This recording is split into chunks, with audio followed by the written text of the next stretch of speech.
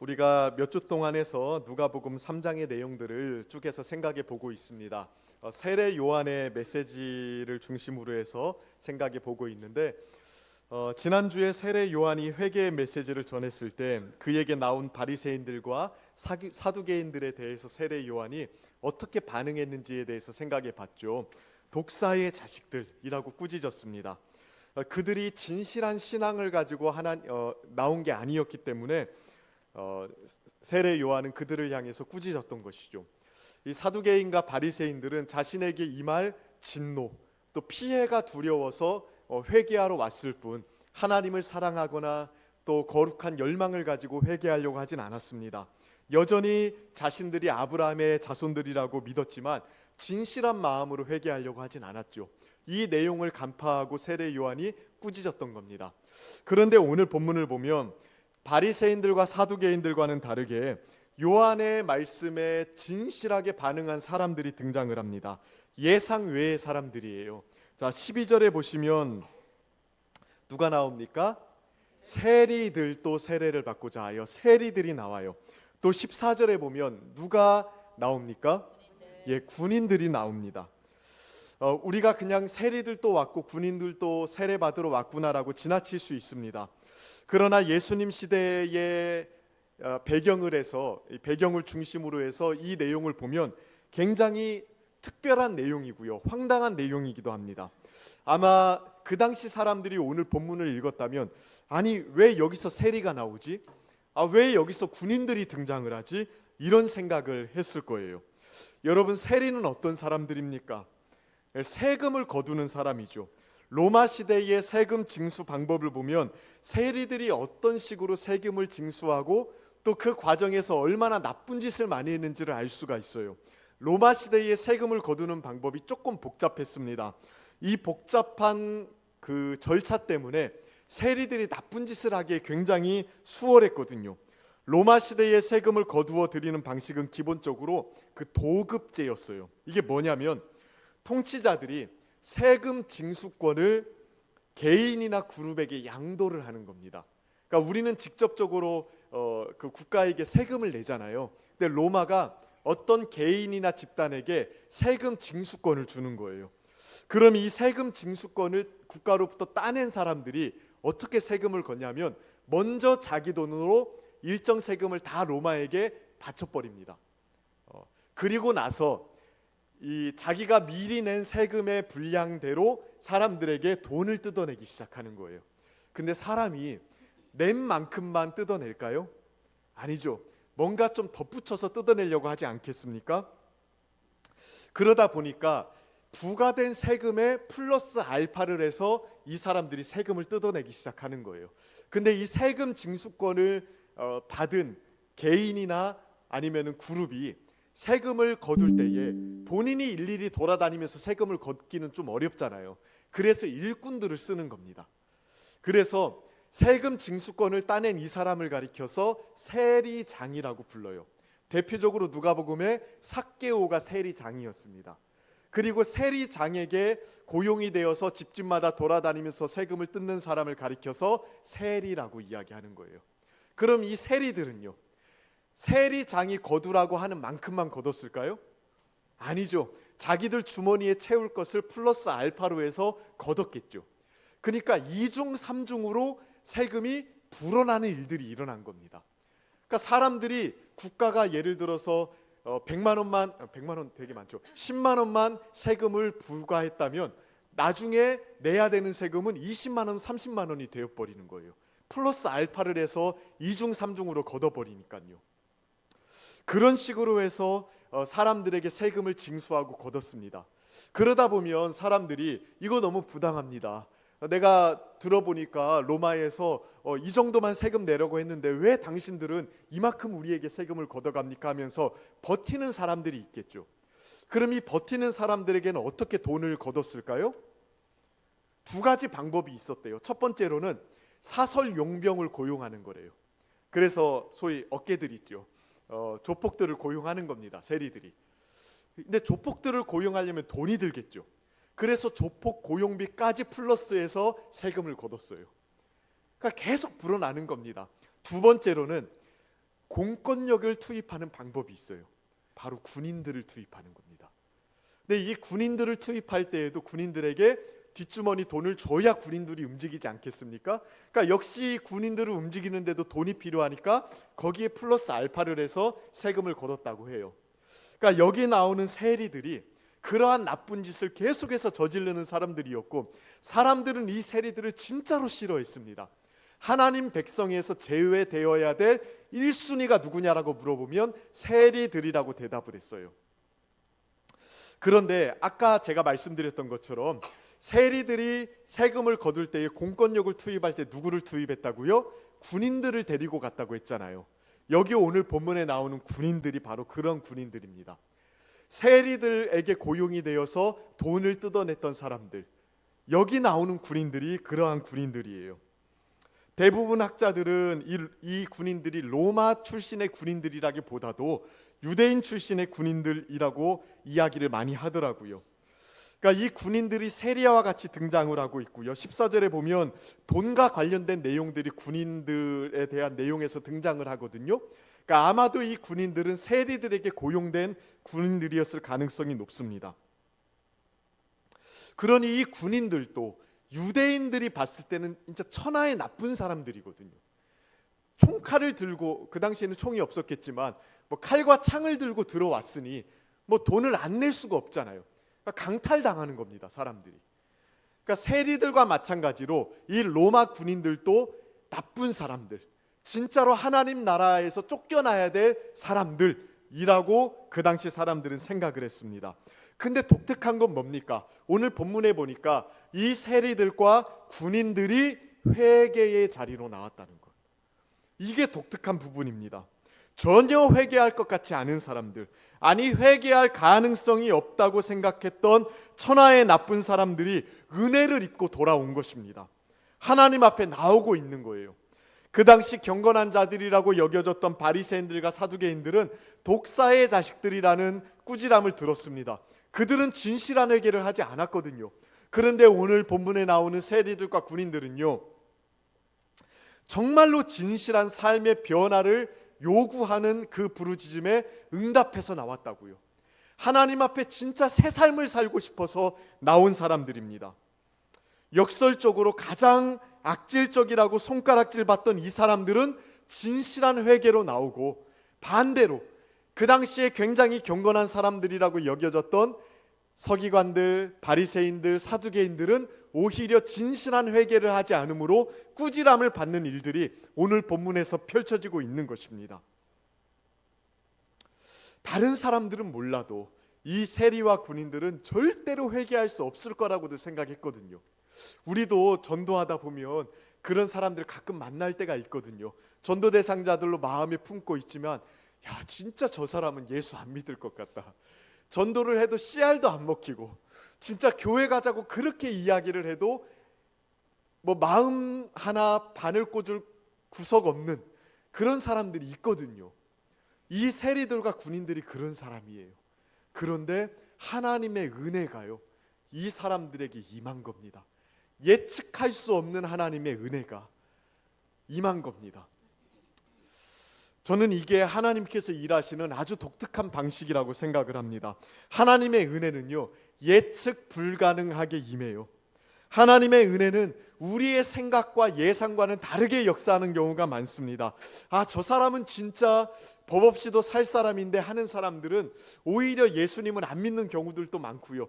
또 반대로, 아, 진짜 저 사람은 진짜 예수 안 믿을 것 같은데, 과거를 보나 현재 모습을 보나 진짜 돌이킬 것 같지 않은데 이상하게도 하나님의 은혜를 입고 교회 나오라는 그 한마디 말에 마음이 움직여서 교회에 나오는 사람들이 있더라고요. 하나님의 은혜는요, 이렇게 예측 불가능한 성격이 있습니다. 우리의 지혜로, 우리의 판단으로는 하나님의 은혜를 측량할 수가 없어요. 계산할 수가 없다고요. 사실 이거 낯선 이야기가 아니거든요. 바로 우리들이 이 예측 불가능한 하나님의 은혜로 예수 믿게 된 사람들 아닙니까? 하나님의 은혜는요, 우리의 자격으로 얻는 게 아닙니다. 하나님께서 우리에게 은혜를 주시는 것은 마땅히 주실만 하기 때문에 주는 게 아니에요. 은혜라는 것은요, 자격이 없는데도 베풀어 주시는 거거든요. 자질을 갖추지 않은데도, 조건을 갖추지 않은데도 하나님께서 그냥 주시는 게 은혜거든요. 우리가 지금 그 은혜를 받아서 이 자리에 온 겁니다. 우리의 과거를 생각해 보십시오. 예수 믿을 만한 심성이 아니었잖아요. 저도 그런 것 같아요. 저 목사 아들로 태어났고요. 또 인상이 조금 괜찮지 않습니까? 인상 좋다는 소리 조금 듣는데 그런데도 제 과거 때 제 마음을 생각해 보면 진짜로 얼마나 강팍했는지 몰라요. 교회 안에 있었지만 얼마나 교만했었는지 몰라요. 그런데 하나님이 예측 불가능한 은혜를 주시더라고요. 진짜 조건이 없이 자질이 갖춰지지 않았는데, 또 뭔가 은혜 받을 만한 예쁜 짓을 한 게 없는데 하나님께서 묘한 때에 찾아와 주시고 사랑을 베풀어 주시고 감싸 안아 주시더라고요. 그게 하나님의 은혜입니다. 우리 편에서 어떤 조건을 충족시킨 게 없는데, 원인을 제공한 게 없는데 결과물을 주시는 것, 그게 은혜예요. 아마도 이 은혜에 대해서 가장 장엄하게 찬양하는 구절이 로마서일 겁니다. 로마서 11장에 보면 사도 바울이 구원의 은혜를 쫙 설명하고 나서 하나님을 찬양하는 내용이 나와요. 같이 한번 읽어볼까요? 33절부터 36절까지 조금 길지만 우리 주님을 찬양하는 마음으로 함께 같이 읽어봅시다. 함께 읽습니다. 시작. 깊도다 하나님의 지혜와 지식의 풍성함이요, 그의 판단은 헤아리지 못할 것이며 그의 길은 찾지 못할 것이로다. 누가 주의 마음을 알았느냐? 누가 지혜 모사가 되었느냐? 누가 주께 먼저 드려서 갚으심을 받겠느냐? 이는 만물이 주에게서 나오고 주로 말미암고 주에게로 돌아감이라. 그에게 영광이 세세에 있을지어다. 아멘. 자, 뭐라고 이야기합니까? 누가 주의 마음을 알고 누가 주께 먼저 드려서 갚으심을 받겠느냐? 아무도 하나님께 먼저 드리고 나서 하나님, 내가 이 정도 했으니까 내놓으세요.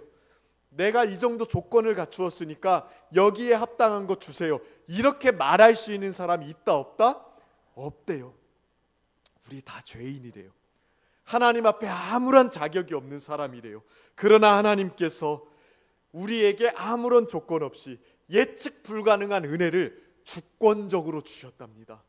하나님의 선하신 뜻대로 그냥 주신 거래요. 아무도 하나님께 먼저 드려서 갚으심으로 그 은혜를 획득한 사람이 없다는 것입니다. 이 헤아릴 수 없는 사랑과 지혜와 그 주권 때문에 우리가 지금 이 자리에 있는 줄로 믿습니다. 특별히 오늘 우리가 맥주감사절로 보내고 있는데 우리 성도님들 마음속에 이 은혜의 감격과 감사가 넘치는 은혜가 있었으면 좋겠습니다. 그냥 하나님께서 우리에게 베풀어 주신 여러 가지 물질적인 은혜도 있고요, 또 하나님께서 우리의 삶에 여러 가지 이루어 주신 것들도 분명히 있죠. 그러나 우리가 늘 입에 달고 살아야 되는 감사의 제목은 여기에 있습니다. 하나님, 내가 은혜 받을 사람이 아닌데, 사랑받을 만한 조건을 갖춘 사람이 아닌데 주님께서 나를 이렇게 사랑해 주셨습니다. 주님 은혜 덕분에 제가 여기에 있습니다. 이 감격이 우리 성도님들 삶의 마음속에 늘 넘치게 되길 축복합니다.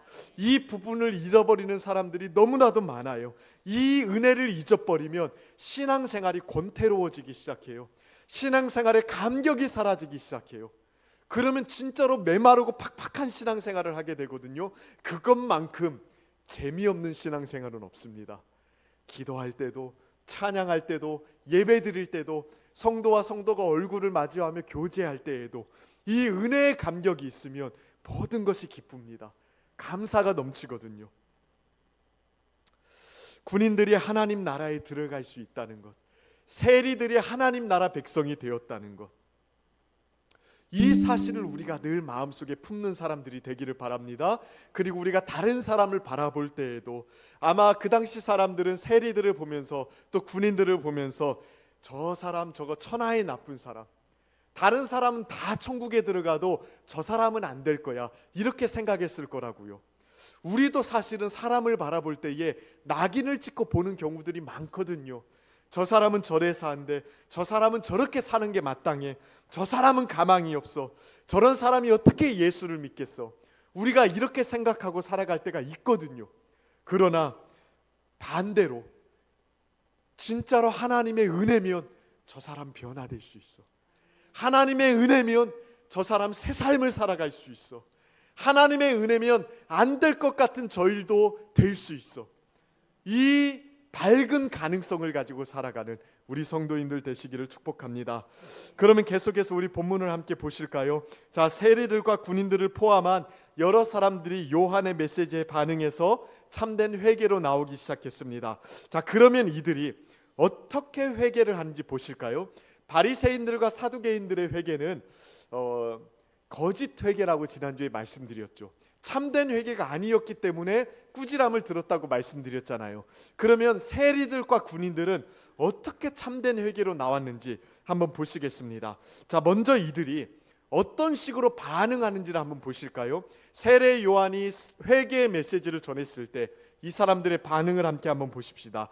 먼저 10절 말씀 같이 한번 읽어보실까요? 3장 10절 말씀입니다. 함께 읽습니다. 시작. 무리가 물어 이르되 그러면 우리가 무엇을 하리이까? 자, 세례 요한이 회개의 메시지를 전할 때에 거기에 나온 무리들이 뭐라고 묻습니까? 우리가 무엇을 하리이까? 여러분, 세리들도 마찬가지입니다. 12절 말씀인데요. 우리 12절 말씀 같이 한번 읽어보실까요? 시작.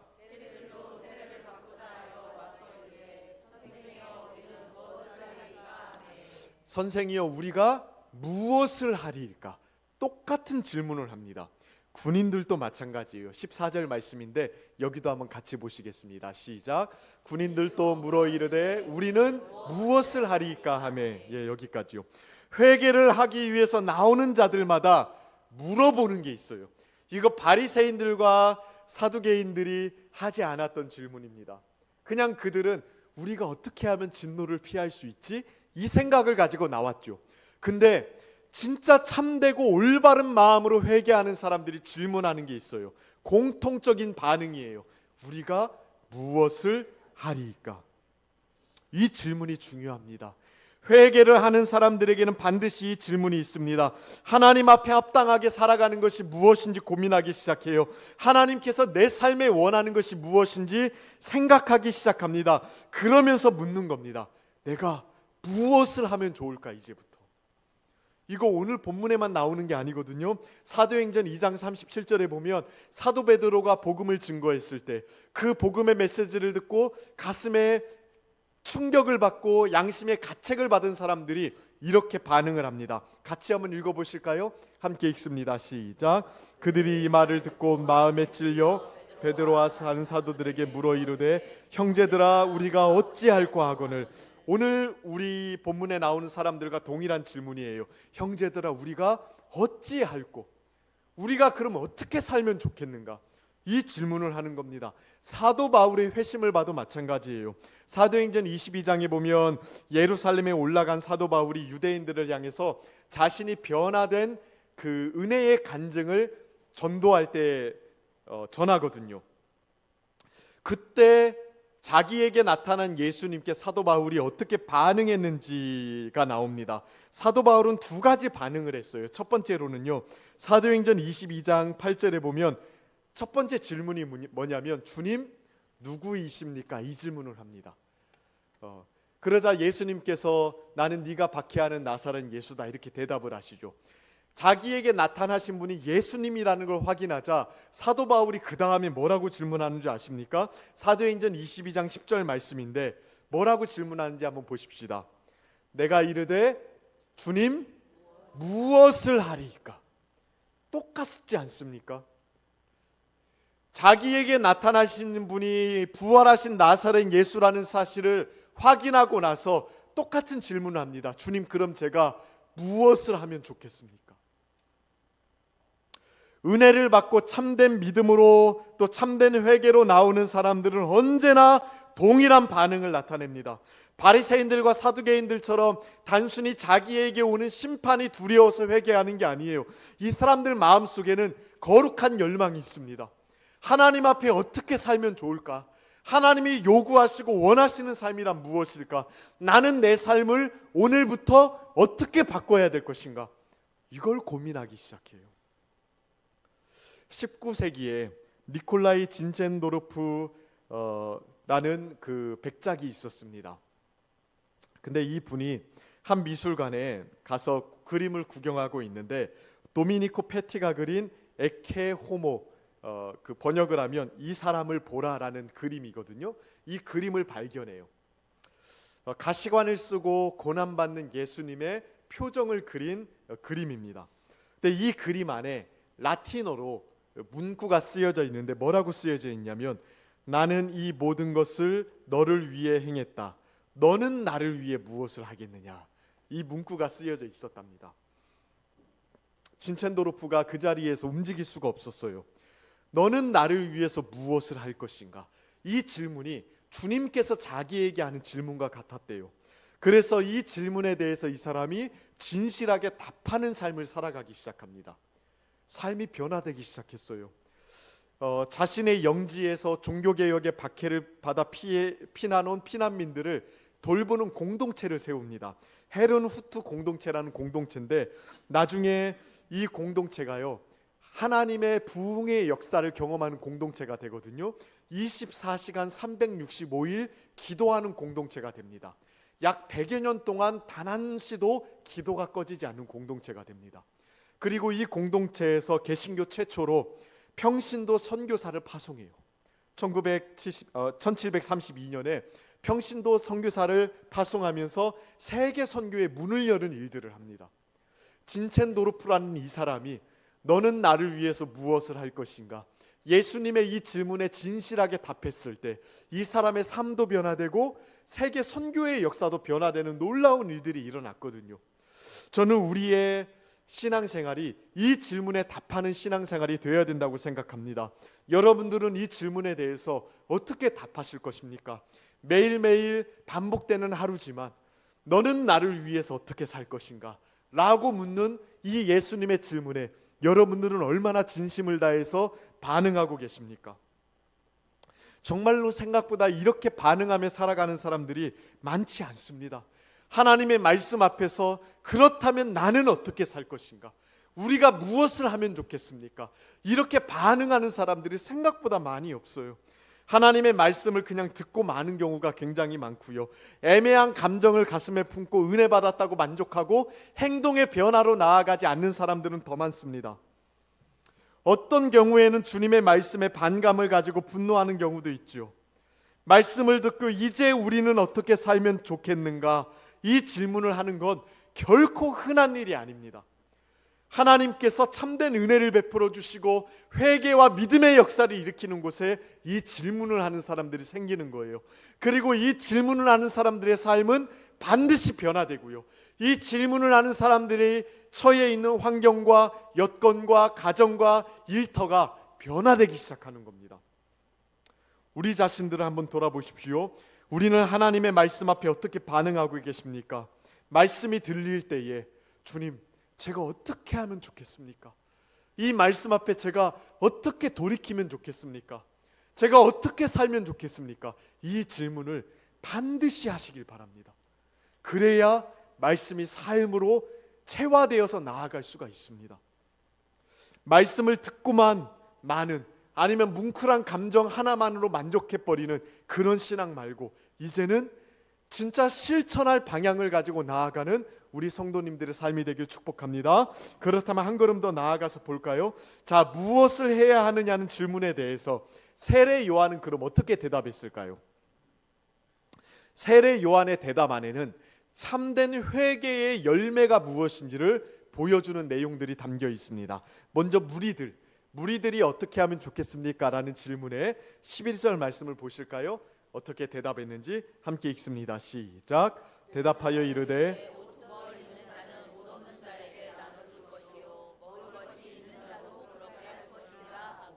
자, 세례 요한이 뭐라고 대답합니까?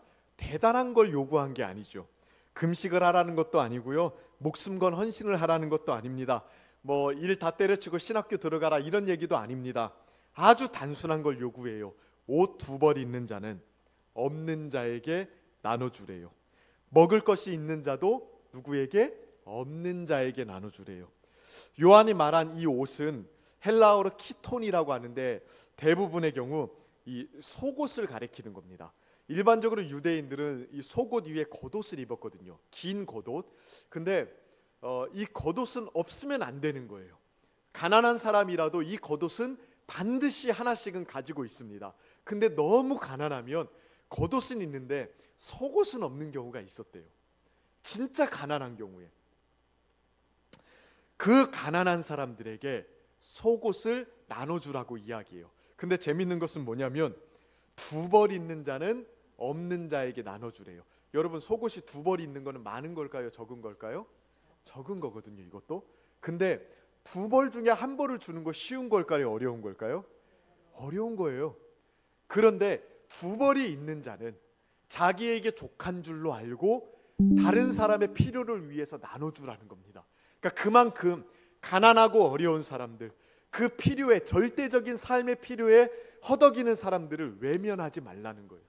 나에게 두 개밖에 없을지라도 진짜 필요로 하는 사람들이 있으면 외면하지 않는 삶을 살아가라는 겁니다. 이게 회개의 열매라는 거예요.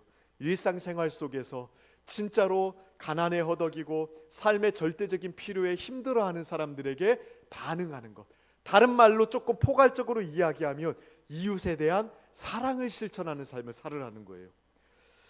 옷에 대해서만 말씀하시는 게 아니죠. 먹을 것에 대해서도 말씀하세요. 두 개 있으면 그 중에 하나를 주래요. 진짜 오늘 당장 먹을 음식이 없는 사람들의 필요를 돌봐주라고 이야기하는 겁니다. 거창한 건 아니에요. 입는 것, 먹는 것, 가장 생활에 필요로 하는 것들을 채워주는 그러한 베품의 삶을 살라고 이야기하는 겁니다. 그게 회개의 열매래요.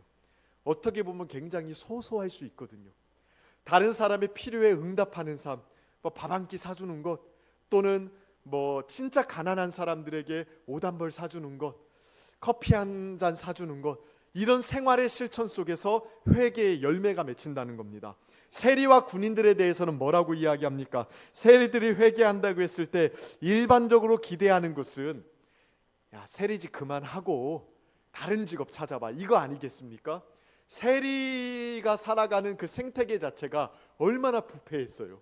그러니까 그 생태계를 빠져나오라고 이야기했을 법한데 세례 요한은 그렇게 말하지 않습니다. 13절 말씀 같이 읽어보실까요? 13절 함께 있습니다. 시작. 네, 세리들에게는 정해진 세금 외에는 거두지 말래요. 세리를 그만두라고 한 게 아니라요, 정직한 세리가 되라는 거예요. 군인들에게도 마찬가지거든요. 군인들에게도 더 이상 로마에 충성하지 마, 황제 밑에서 일하지 마, 이렇게 진단과 처방을 내려준 게 아닙니다. 세리들에게 말했던 것과 거의 똑같은 말을 하는데, 자, 14절 말씀도 한번 더 읽어봅시다. 함께 읽습니다. 시작.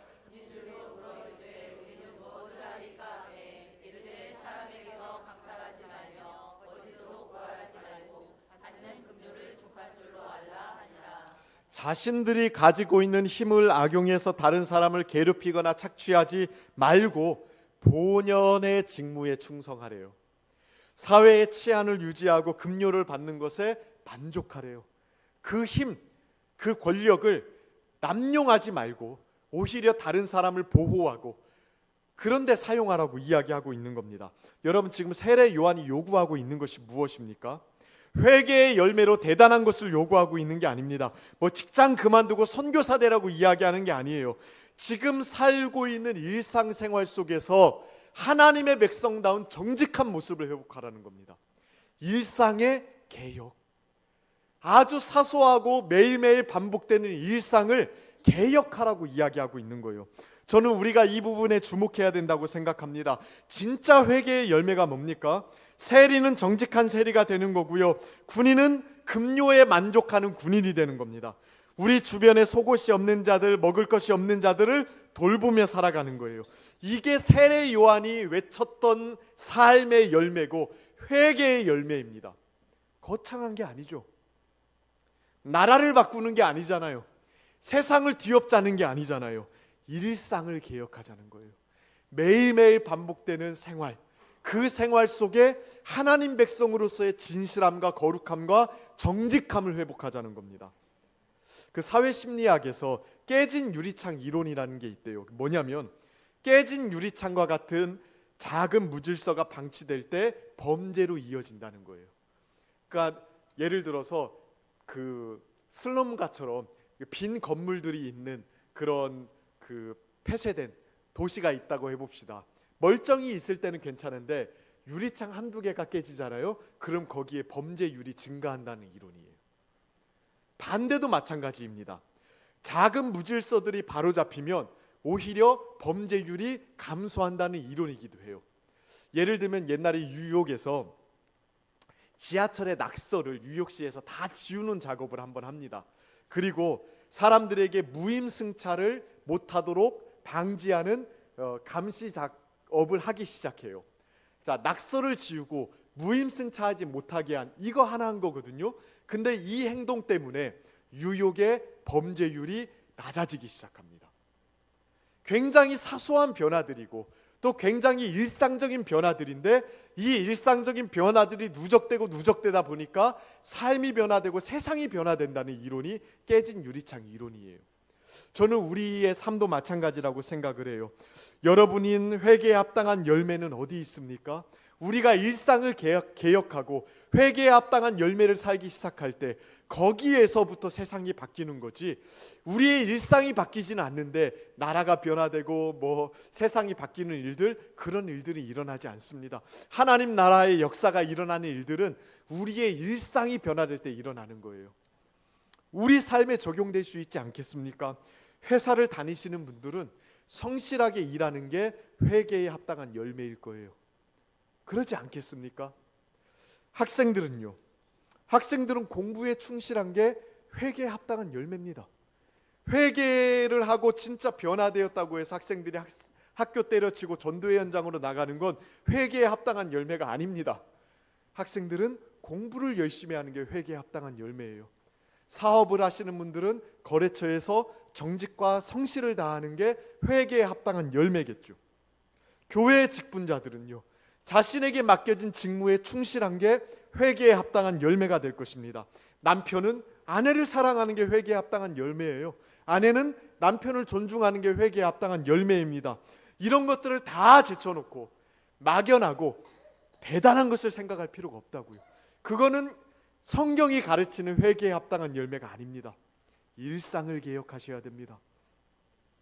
아무리 천지가 뒤집히는 경험을 해도 일상이 개혁되지 않으면 그것은 회개에 합당한 열매가 아닙니다. 아무리 거창한 슬로건을 내걸고 대대적인 기독교 운동을 해도 하나님의 백성들의 일상이 변화되는 일들이 없으면 거기에는 하나님 나라가 보이지 않는 법입니다.